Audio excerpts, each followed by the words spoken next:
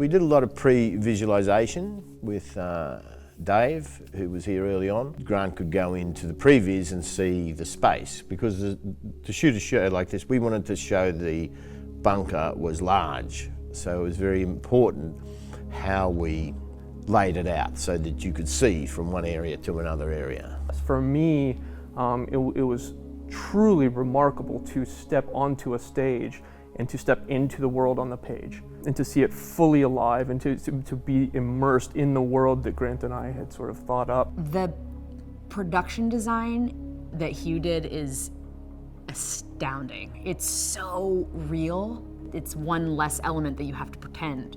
You know, you can really feel like you're in this environment, and it just feeds you as an artist. I was really passionate from the start that the set be 360 degrees, that it would be fully immersive and as much as possible be lit by the space itself. It also needed to be variable because we were spending so much time in there. I wanted to use light to let the environment reflect where Daughter's at in the story. It's sort of difficult not to be transported into Daughter's world when you're in that space.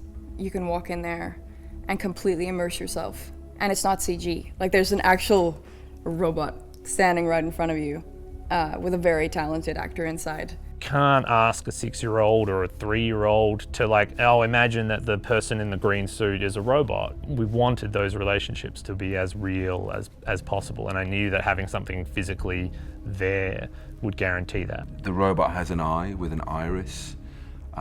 It turns on and rotates and dances, and there's a little smile thing that happens. So that all comes from the Weta guys. Us as filmmakers, it's always a dream to do things practically.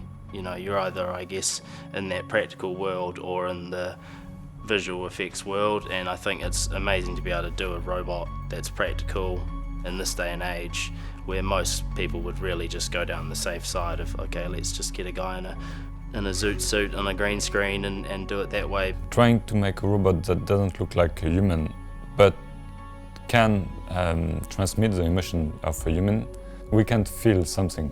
It's not a dumb robot with no expression, it's have a lot of expression. Me and Tim, he's a mate, but working with him like this, it was really great to know he had my back, because it can be quite scary when you're in there and you can't see properly, and he just knew what to say to me, how to say it to me to make sure I hit my marks and I was safe.